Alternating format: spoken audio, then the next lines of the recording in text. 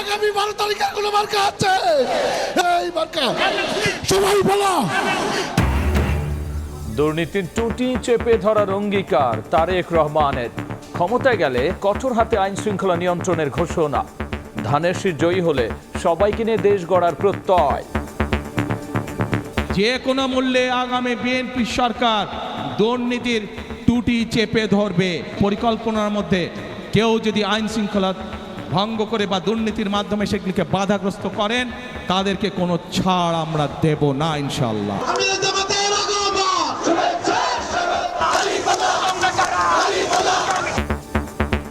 কায়দা করে ৩৯ ঋণ খেলাপিকে প্রার্থী বানানো দল কিভাবে দেশকে দুর্নীতিমুক্ত করবে? প্রশ্ন জামাত আমিরের। ভোটের বাক্সে হাত দিলে গুঁড়িয়ে দেওয়ার হুঁশিয়ারি।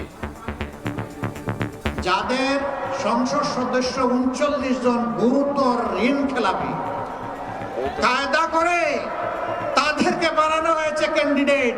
তারা বাংলাদেশের মানুষকে দুর্নীতিমুক্ত করবে। দেখছিলেন প্রধান শিরোনাম। সন্ধ্যার সময় সঙ্গে আছি আমি গোলাম রাব্বি। এবার অন্যান্য শীর্ষ সংবাদ। পথে পথে ভোটের আমেজ, দেশ জুড়ে নির্বাচনী প্রচারের উচ্ছ্বাস। ভোটারদের কাছে টানতে নানা প্রতিশ্রুতি, পাল্টাপাল্টি অভিযোগ প্রার্থীদের। স্বচ্ছ ও বিশ্বাসযোগ্য নির্বাচন আয়োজন করবে ইসি। কূটনীতিকদের ব্রিফিংয়ে প্রধান নির্বাচন কমিশনার। ভোটারদের সর্বোচ্চ নিরাপত্তা নিশ্চিতের আশ্বাস। দিল্লিতে শেখ হাসিনার বক্তব্যে হুমকির মুখে বাংলাদেশের গণতান্ত্রিক রূপান্তর। অভ্যন্তরীণ হস্তক্ষেপে ক্ষোভ জানালো ঢাকা।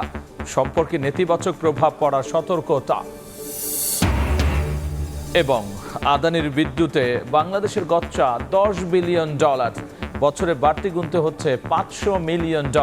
আইনি লড়াইয়ের পরামর্শ চুক্তি পর্যালোচনা কমিটির।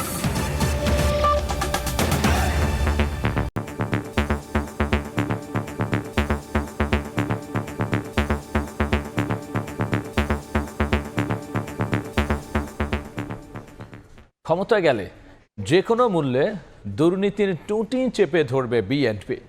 দেশ গড়ার পরিকল্পনায় কেউ বাধা সৃষ্টি করলে নেওয়া হবে কঠোর ব্যবস্থা। চট্টগ্রামে নির্বাচনী জনসভায় এমন হুঁশিয়ারি দিয়েছেন বিএনপি চেয়ারম্যান তারেক রহমান। বলেছেন, ক্ষমতায় গেলে সমালোচনা ভুলে সবাইকে নিয়ে একসঙ্গে কাজ করবে বিএনপি। আর তরুণদের কর্মসংস্থান ও ব্যবসায়ীদের জন্য নিরাপদ পরিবেশ ফেরানোর প্রতিশ্রুতিও দিয়েছেন তারেক রহমান। আহমেদ সালেহিনের রিপোর্ট। আগামী 12 তারিখের কোনো মার্কা আছে? সবাই বলো।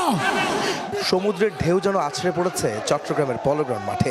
লক্ষ জনতার দৃষ্টি পুরো মঞ্চ জুড়ে এক নেতার অপেক্ষায়। ততক্ষণে দীর্ঘ অপেক্ষার অবসান। বিএনপি চেয়ারম্যান তারেক রহমান আসলেন, তবে মঞ্চে না উঠে চলে এলেন সাধারণ মানুষের মাঝে। উচ্ছ্বাসে তখন ফেটে পড়ে পলোগ্রাউন্ড। তিনি মঞ্চে ওঠার পর সাধারণ মানুষ, নেতাকর্মী ও সমর্থকদের মুখে তখন তারেক বন্দনা। স্লোগানে প্রকম্পিত হতে থাকে চট্টগ্রাম। ভোর থেকে চট্টগ্রাম বিভাগের বিভিন্ন স্থান থেকে ব্যানার, ফেস্টুন, প্ল্যাকার্ড হাতে আসতে থাকেন কর্মী, সমর্থক ও সাধারণ মানুষ। মাঠ যখন কানায় কানায় পূর্ণ, তখন অপেক্ষার অবসান ঘটে নির্বাচনী জনসভার। বক্তব্য দিতে উঠেই বিএনপি চেয়ারম্যান তারেক রহমান সালাম জানিয়ে চট্টগ্রামের ভাষায় কুশল বিনিময় করেন বন্দর নগরীর মানুষের সঙ্গে।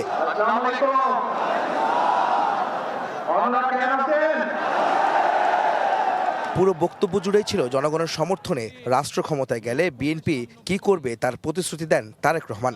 শিক্ষা, চিকিৎসা, কৃষি, নারী পুরুষের কর্মসংস্থান সহ নানা বিষয়ে বিএনপির পরিকল্পনা তুলে ধরেন তিনি। আমরা চাই গ্রামের মানুষের কাছে, গ্রামের নারীদের কাছে, গ্রামের শিশুদের কাছে স্বাস্থ্য সেবা তাদের ঘরে ঘরে পৌঁছে দিতে, এবং সেজন্যই আমরা 1 লক্ষ হেলথ কেয়ারার নিযুক্ত করার পরিকল্পনা গ্রহণ করেছি। কেইপিজেডের মতন আর ইপিজেড আমরা তৈরি করব, যাতে আরো লক্ষ লক্ষ তরুণ সমাজের সদস্যরা সেখানে চাকরি সংস্থান করতে পারে।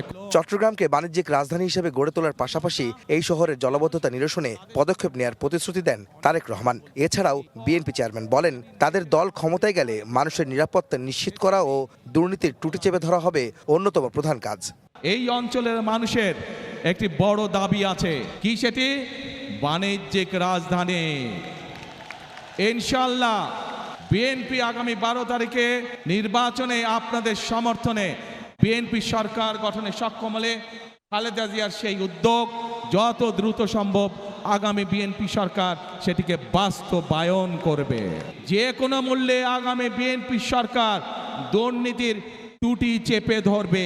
আমরা যেসব পরিকল্পনা গ্রহণ করেছি সেই সব পরিকল্পনার মধ্যে কেউ যদি আইন শৃঙ্খলা ভঙ্গ করে বা দুর্নীতির মাধ্যমে সেগুলিকে বাধাগ্রস্ত করেন তাদেরকে কোনো ছাড় আমরা দেব না ইনশাল্লাহ। নির্বাচন নিয়ে ষড়যন্ত্রের কথা বললেও পুরো বক্তব্যে কোনো দল বা ব্যক্তির বিরুদ্ধে সমালোচনা করেননি তারেক রহমান। বিগত 15 বছর যেভাবে আপনাদের রাজনৈতিক এবং অর্থনৈতিক অধিকার ছিনিয়ে নেওয়া হয়েছিল সেরকম একটি ষড়যন্ত্র আবারও শুরু হয়েছে। আপনাদের প্রতি আমার আহ্বান, এই ষড়যন্ত্র সম্পর্কে সকালে সজাগ থাকবেন।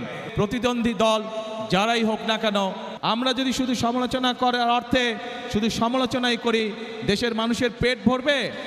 পেট ভরবে না। গণতন্ত্র ও মানুষের অধিকার রক্ষায় চট্টগ্রামের পলো গ্রাউন্ডের জনসমাবেশ থেকে আবারও ধানের শীষের পক্ষে ভোট চান তারেক রহমান। আপনাদের এলাকার উন্নয়নের দায়িত্ব এই মানুষগুলোর উপরে থাকবে। পাহাড় ও সমুদ্র ঘেরা বারোয়াউলিয়ার শহর চট্টগ্রাম বিভাগের বিভিন্ন জেলায় নির্বাচনী প্রচারণা চালাচ্ছেন বিএনপি চেয়ারম্যান তারেক রহমান। জনগণের ভোটে রাষ্ট্র পরিচালনার দায়িত্ব পেলে দেশের আর্থসামাজিক উন্নয়ন ও মানুষের অধিকার রক্ষায় অতীতের মতো কাজ করুন বলেও প্রতিশ্রুতি দিচ্ছেন তিনি।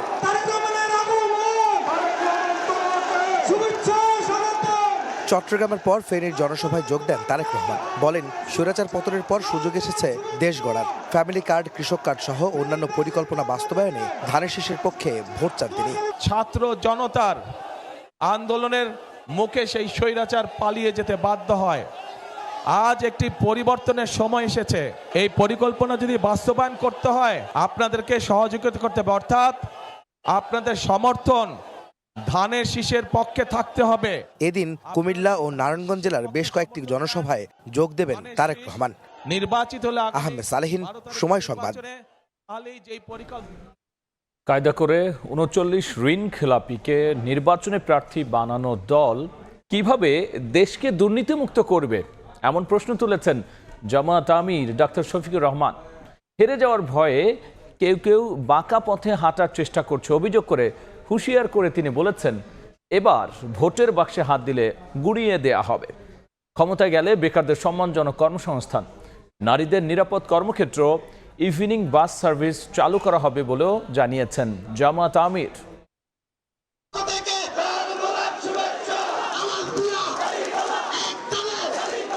উত্তরবঙ্গে 2 দিনের সফর শেষ করে এবার ঢাকায় নির্বাচনী প্রচারণার মাঠে জামাতের আমির ডাক্তার শফিকুর রহমান। রোববার যাত্রাবাড়িতে জোটের জনসভায় অংশ নেন তিনি। ঢাকা মহানগর দক্ষিণ জামাতের বিভিন্ন ইউনিটের নেতাকর্মীরা খণ্ড খণ্ড মিছিল নিয়ে জড়ো হন জুলাই আন্দোলনের অন্যতম স্পট যাত্রাবাড়িতে। স্লোগানে স্লোগানে মুখরিত হয় পুরো এলাকা। সমাবেশে দলের আমির ডাক্তার শফিকুর রহমান বলেন, জামাত সরকার গঠন করলে নারীদের নিরাপদ কর্মসংস্থান গড়ে তুলবে। কর্মজীবী নারীদের জন্য ইভিনিং বাস সার্ভিস চালু করা হবে। আপনাদেরকে আর ইভটিজিং করার দুঃসাহস দেখাবে না। কর্মক্ষেত্রে কোনোভাবেই আপনাদেরকে আর হেনস্থার শিকার হতে হবে না। মর্যাদা এবং নিরাপত্তার সাথে আপনারা করবেন। চলাচলের সময় বিশেষ করে পিক আওয়ারে বড় শহরগুলোতে রাজধানী সহ আমরা শুধু মহিলাদের জন্য ইভিনিং বাস সার্ভিস চালু করব ইনশাআল্লাহ। জামাত আমির অভিযোগ করেন, কেউ কেউ হেরে যাওয়ার ভয়ে বাঁকা পথে পা বাড়ানোর চেষ্টা করছে। ভোটে অনিয়মের চেষ্টা হলে রুখে দেওয়ার হুঁশিয়ারি দেন তিনি। হেরে যাওয়ার ভয়ে বাঁকা অন্ধকার গলি পথে চলতে পারেন। আমরা নির্দিষ্ট কোনো দলকে বলছি না, ব্যক্তিকেও বলছি না। আমরা আশা করব জুলাইয়ের চেতনাকে উপলব্ধি করে এগুলা থেকে সরে আসবেন। যদি না আসেন, মনে রাখবেন জুলাই যোদ্ধারা, যুবক যুবতীরা ঘুমায় যায়নি। তাদের প্রথম কাজটা করেছে, দ্বিতীয় কাজের জন্য তারা এখন প্রস্তুত। তাদের বুটে কেউ হাত দেবেন না, হাত দিলে আগুন জ্বলবে। এরপর পুরান ঢাকার গেন্ডারিয়ার ধূপখোলা মাঠের জনসভায় যোগ দেন শফিকুর রহমান। ঋণ খেলাপিদের কায়দা করে প্রার্থী বানানো দল কিভাবে দেশ দুর্নীতিমুক্ত করবে এমন প্রশ্ন রাখেন তিনি। একটা দল শুনলাম ইদানিং বলছেন তাদের হাতে দেশ আসলে তারা নাকি দুর্নীতি নিয়ন্ত্রণ করবেন। যাদের সংসদ সদস্য 39 জন গুরুতর ঋণ খেলাপি, কায়দা করে তাদেরকে বানানো হয়েছে ক্যান্ডিডেট, তারা বাংলাদেশের মানুষকে দুর্নীতিমুক্ত করবে। জামাত ক্ষমতায় গেলে বেকার ভাতা নয়, যুবকদের সম্মানজনক কর্মসংস্থানের ব্যবস্থা করা হবে বলেও জানান দলটির আমির। তার হাতে আমরা ইনসাফের নাজমুস সালেহী, সময় সংবাদ, ঢাকা। সারা দেশে জমজমাট নির্বাচনী প্রচারণা। ভোটের প্রচারে নানা প্রতিশ্রুতি দিচ্ছেন প্রার্থীরা। ঠাকুরগাঁও 1 আসনে প্রচারে অংশ নিয়ে নির্বাচিত হলে দুর্নীতিবাজদের বিরুদ্ধে দৃষ্টান্তমূলক ব্যবস্থা নেওয়ার হুঁশিয়ারি দিয়েছেন বিএনপির মহাসচিব মির্জা ফখরুল ইসলাম আলমগীর। ঢাকা 11 আসনের প্রচারে অংশ নিয়ে এনসিপির আহ্বায়ক নাহিদ ইসলাম বলেছেন, 12 ফেব্রুয়ারি হবে চাঁদাবাজ ও সন্ত্রাসীদের শেষ দিন।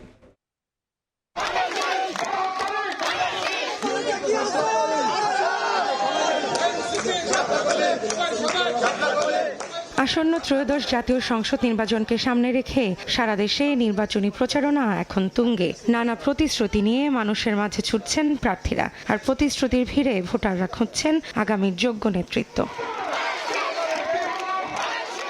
ঠাকুরগাঁও 1 আসনের বিভিন্ন এলাকায় প্রচারণায় অংশ নেন বিএনপি মহাসচিব মির্জা ফখরুল ইসলাম আলমগীর। নির্বাচিত হলে দুর্নীতিবাজদের বিরুদ্ধে দৃষ্টান্তমূলক ব্যবস্থা নেয়ার হুঁশিয়ারি দেন তিনি। এদিন প্রচারণায় নেমে বিশেষ কোনো শক্তি ইলেকশন ইঞ্জিনিয়ারিং এর চেষ্টা করছে বলে অভিযোগ করেন মির্জা আব্বাস। অন্যদিকে বিভাজন সৃষ্টি করলে স্বৈরাচারী ও ফ্যাসিবাদী শক্তিরা ফায়দা পাবে বলে সতর্ক করেছেন ঢাকা 6 আসনের বিএনপি মনোনীত প্রার্থী ইশরাক হোসেন।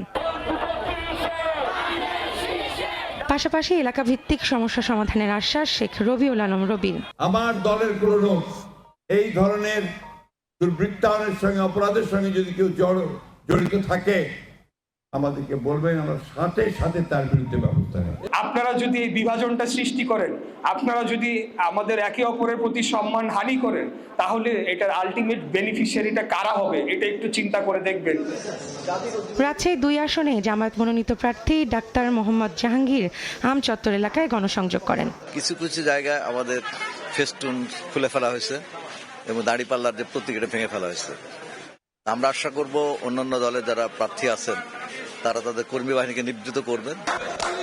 এদিকে ঢাকা 11 আসনে নির্বাচনী প্রচারণায় নেমে এনসিপির আহ্বায়ক নাহিদ ইসলাম বলেন, 12 ফেব্রুয়ারি হবে চাঁদাবাজ ও সন্ত্রাসীদের শেষ দিন। এছাড়া রংপুর 4 আসনে প্রচারণায় অংশ নিয়ে আধিপত্যবাদ মুক্ত বাংলাদেশের পক্ষে ভোটারদের রায় দেওয়ার আহ্বান জানান এনসিপির প্রার্থী আক্তার হোসেন। কোন সুবিধার বিনিময়ে বা কোনো মিথ্যা আশ্বাসে আপনারা যাতে ভোট না দেন, আপনারা যাকেই দেন আপনারা চিন্তা ভাবনা করে যোগ্য প্রার্থীকে দিবেন, যিনি সত্যিকার অর্থেই আপনার এলাকার এবং দেশের পরিবর্তন করতে সক্ষম। একটা পক্ষ আছে একটা আধিপত্যবাদ মুক্ত দুর্নীতি মুক্ত বাংলাদেশ করতে চায়, আর একটা পক্ষ আছে ওরা একটা গোলামীর বাংলাদেশ বানাতে চায়। এখন সিদ্ধান্ত নেওয়ার সময় আমরা কোন বাংলাদেশের পক্ষে থাকবো।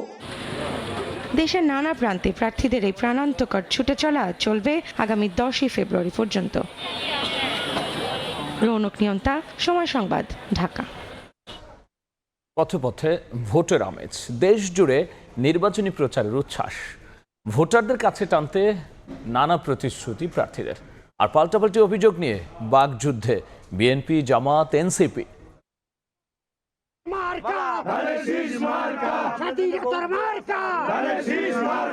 ত্রয়োদশ জাতীয় সংসদ নির্বাচনে ভোটের লড়াই তুঙ্গে। প্রতিটি দরজায় কড়া নাড়ছে বিএনপি, জামায়াত, এনসিপি সহ বিভিন্ন রাজনৈতিক দল ও স্বতন্ত্র প্রার্থীরা। ন্যায় ও ইনসাফের গণতান্ত্রিক দেশ গড়তে উন্নয়নের প্রতিশ্রুতি তাদের। খুলনা 2 আসনে বিএনপি মনোনীত প্রার্থী নজরুল ইসলাম মঞ্জু শিপইয়ার্ড রোড ও 30 নম্বর ওয়ার্ডের বিভিন্ন এলাকায় নির্বাচনী জনসংযোগ করেন। ভোটারদের কাছে বিভিন্ন প্রতিশ্রুতি দেন তিনি। ঝিনাইদহ 1 আসনে বিএনপি প্রার্থী সাবেক অ্যাটর্নি জেনারেল অ্যাডভোকেট আসাদুজ্জামান দিনভর শৈলকুপা উপজেলার বিভিন্ন হাট বাজারে সাধারণ ভোটারদের সঙ্গে সরাসরি মতবিনিময় করেন। ভোটের মাঠে সমানে সমান জামায়াতের প্রার্থীরা। খুলনা 5 আসনে দলের সেক্রেটারি জেনারেল মিয়া গোলাম পরোয়ার ডুমুরিয়ার সালোয়া বাজারে পথসভা করেন। এ সময় বিএনপির ফ্যামিলি কার্ডের সমালোচনা করেন তিনি। ভোট দাঁড়িপাল্লা থেকে টাইনে আরেকদিকে নেওয়ার এই সমস্ত ভুয়া চেষ্টা, বাংলার মানুষেরা তো বোকা নেই। রাজশাহী 1 আসনে দলটির প্রার্থী ও নায়েবে আমির মুজিবুর রহমান গোদাগাড়ীর কদম শহর, রাজাবাড়ী, দেওপাড়া ও গোগ্রাম ইউনিয়নে প্রচারণা চালান। একটি বিশেষ দলকে প্রশাসন বাড়তি সুবিধা দিচ্ছে অভিযোগ করেন তিনি। এদিকে নাটোর 2 আসনে জামায়াতের প্রার্থী অধ্যাপক ইউনুস আলী সদর উপজেলার তেবাড়িয়া এলাকায় গণসংযোগ করেন। 11 দলীয় সমঝোতার জোট এনসিপিও নির্বাচনী দৌড়ে। রংপুর 4 আসনে কাউনিয়ার কুরসা ইউনিয়নের বিভিন্ন পাড়া মহল্লায় উঠান বৈঠকে অংশ নেন দলটির সদস্য সচিব আক্তার হোসেন। দীর্ঘ ফ্যাসিবাদী ব্যবস্থার অবসানের পর ন্যায় ও ইনসাফের রাষ্ট্র গঠনে সুযোগ কাজে লাগাতে ভোটারদের প্রতি আহ্বান জানান তিনি। প্রচারণার মাঠে সরব এনসিপির উত্তরাঞ্চলের মুখ্য সংগঠক সার্জিস আলমও। ভোটকে জয়যুক্ত করে বাংলাদেশ যে পুরনো ফেসিবাদী কাঠামো সেখান থেকে উত্তরণের দিকে অগ্রসর হবে এবং নতুন এক গণতান্ত্রিক কাঠামোর দিকে আমরা ধাবিত হব। এদিকে বরিশাল শহরের গোরস্থান রোড চৌমাথা এলাকায় গণসংযোগ করেন বাসদের প্রার্থী ডাক্তার মনীষা চক্রবর্তী। ভোটারদের মন জয়ে নানা প্রতিশ্রুতি দেন তিনি। প্রচারণার তুমুল লড়াইয়ের পর শেষ হাসি কে হাসবেন তা নির্ধারিত হবে আগামী 12 ফেব্রুয়ারি চূড়ান্ত ভোটযুদ্ধে। মনিরুজ্জামান প্রান্ত, সময় সংবাদ। স্বচ্ছ বিশ্বাসযোগ্য নির্বাচনের আয়োজন করবে ইসি। কূটনীতিকদের সঙ্গে বৈঠক শেষে ব্রিফিংয়ে ভোটারদের সর্বোচ্চ নিরাপত্তা নিশ্চিতের আশ্বাস দিলেন প্রধান নির্বাচন কমিশনার।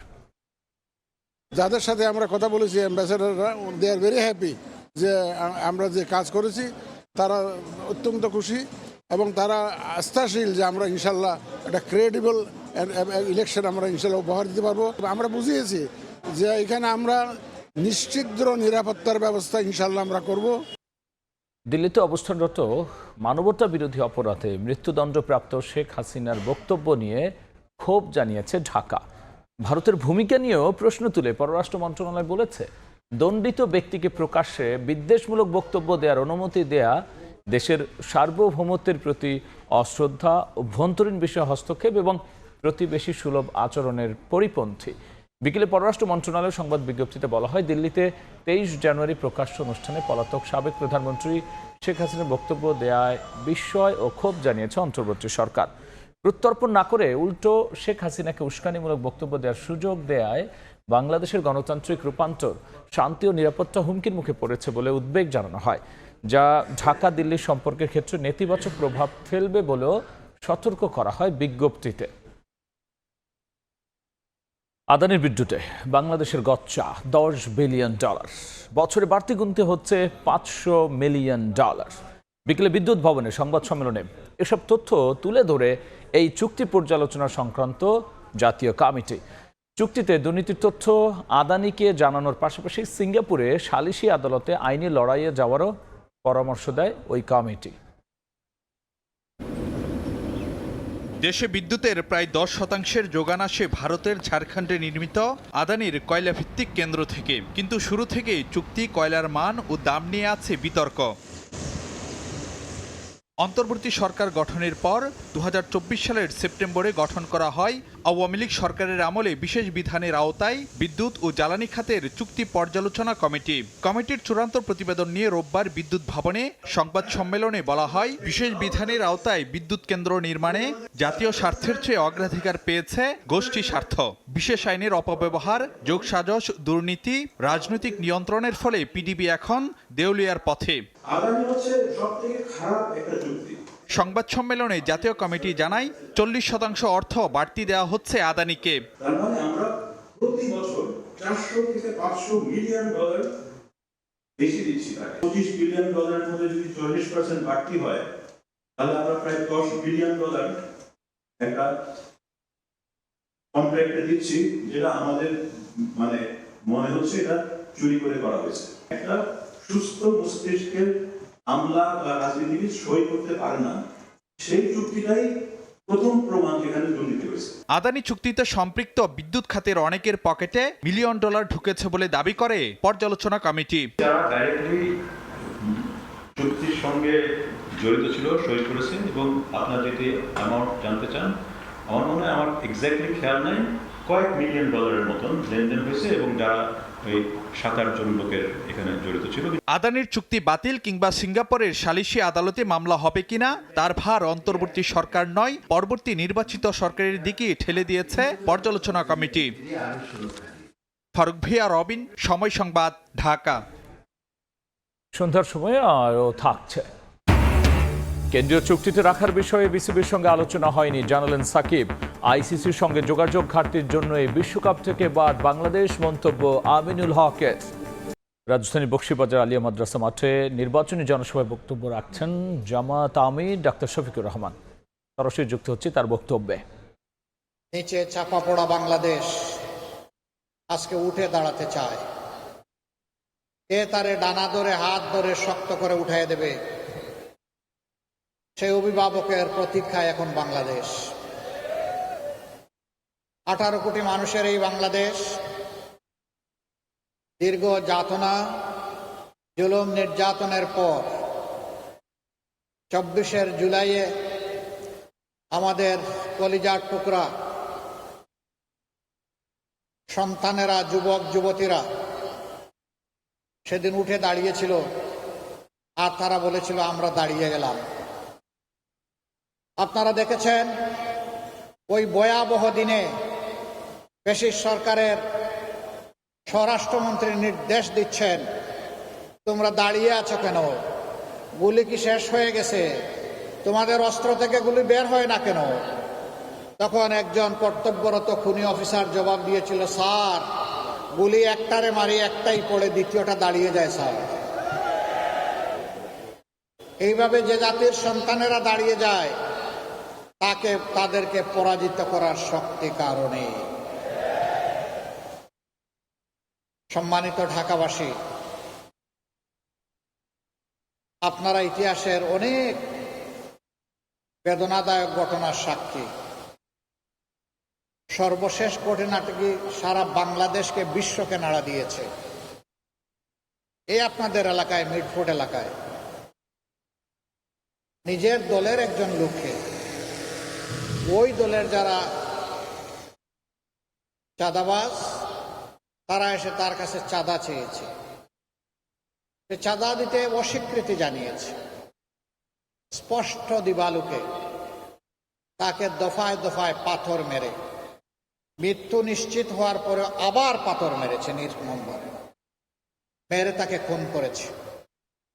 যে দলের কর্মীরা চাঁদার নেশায় নিজের ভাইকে, বন্ধুকে, সহকর্মীকে পর্যন্ত ছেড়ে কথা বলে না, জীবনটাই নিয়ে নেয় চাঁদা না পেলে, সেই দল সম্পর্কে আমাদের অনেক চিন্তা ভাবনার প্রয়োজন আছে। বক্তব্য দিচ্ছিলেন জামায়াত আমির ডাক্তার শফিকুর রহমান। ভারী তুষারপাতে বিপর্যস্ত যুক্তরাষ্ট্র, 18 অঙ্গরাজ্যে জরুরি অবস্থা জারি করা হয়েছে। স্থানীয় সময় শনিবার যুক্তরাষ্ট্র জুড়ে ব্যাপক তাণ্ডব শুরু করে শীতকালীন ঝড়। এর প্রভাবে বিভিন্ন অঙ্গরাজ্যে বিদ্যুৎ বিচ্ছিন্ন হয়ে পড়েছে 1 লাখেরও বেশি বাড়িঘর। এরই মধ্যে বাতিল করা হয়েছে প্রায় 15,000 ফ্লাইট। পুরো তুষারের স্তর জমে যাওয়ায় বিভিন্ন সড়কে যান চলাচল বন্ধ হয়ে যায়। ঝড়ে 2000 মাইলেরও বেশি এলাকা হওয়ার আশঙ্কা করছে দেশটির আবহাওয়া দপ্তর। যুক্তরাষ্ট্রের প্রায় 18 কোটি মানুষ ভারী তুষার শিলাবৃষ্টির হুমকিতে রয়েছে। সংবাদ সম্মেলনে সাকিব আল হাসানকে কেন্দ্রীয় চুক্তিতে রাখার প্রস্তাবের কথা বলা হলেও এখনো পর্যন্ত তার সঙ্গে এ বিষয়ে কোনো কথাই হয়নি বিসিবির। সময় সংবাদে জানিয়েছেন সাকিব নিজেই। এদিকে আইসিসির সঙ্গে বিসিবির যোগাযোগের অভাবেই বাংলাদেশ বিশ্বকাপে খেলার সুযোগ হারিয়েছে বলে মন্তব্য করেছেন আমিনুল হক। আসন্ন টি-20 বিশ্বকাপে বাংলাদেশের জায়গায় স্কটল্যান্ডকে অন্তর্ভুক্ত করে গতকাল বিজ্ঞপ্তি দিয়েছে আইসিসি, যার ফলে বিশ্বকাপে খেলা হচ্ছে না বাংলাদেশের। এজন্য বোর্ডকেই দুষলেন ফুটবল দলের সাবেক অধিনায়ক ও বিএনপির ক্রীড়া বিষয়ক সম্পাদক আমিনুল হক। আইপিএলে মুস্তাফিজ ইস্যু সঠিকভাবে সামাল দিতে পারলে এমন পরিস্থিতি তৈরি নাও হতে পারত বলে মনে করেন তিনি। এছাড়াও নিজেদের দায় এড়াতেই সাকিব আল হাসানকে আবারও জাতীয় দলে ফেরানোর প্রসঙ্গে বিসিবি সামনে এনেছেন বলে দাবি করেন আমিনুল।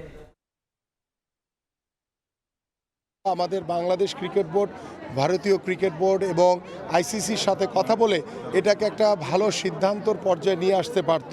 বাট এখানে আমার কাছে মনে হয়েছে যে কোথাও না কোথাও কমিউনিকেশনের অভাবের কারণে এটিকে আরও সুন্দরভাবে সমাধান করা যেত। ক্রিকেট বোর্ড বিশ্বকাপ ক্রিকেট খেলতে যাবে না, এখন তারা স্ট্যান্ডবাজি করে সাকিবকে দেশে ফিরিয়ে আনার জন্য ব্যবস্থা করা হচ্ছে। এটি সিদ্ধান্ত তো ক্রিকেট বোর্ড দিতে পারে না। এ পর্যায়ে শীর্ষ সংবাদ জানিয়ে দিচ্ছি আরও একবার। আগামী 12 তারিখের কোনো মার্কা আছে, এই মার্কা সবাই বলো। দুর্নীতির টুটি চেপে ধরার অঙ্গীকার তারেক রহমানের। ক্ষমতায় গেলে কঠোর হাতে আইন শৃঙ্খলা নিয়ন্ত্রণের ঘোষণা। ধানের শীষ জয়ী হলে সবাইকে নিয়ে দেশ গড়ার প্রত্যয়। আমি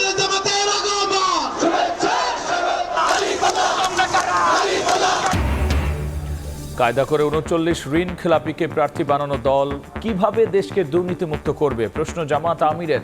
ভোটের বাক্সে হাত দিলে গুড়িয়ে দেওয়ার হুঁশিয়ারি। এবং দিল্লিতে শেখ হাসিনার বক্তব্যে হুমকির মুখে বাংলাদেশের গণতান্ত্রিক রূপান্তর। অভ্যন্তরীণ হস্তক্ষেপে ক্ষোভ জানালো ঢাকা। সম্পর্কে নেতিবাচক প্রভাব পড়ায় সতর্কতা।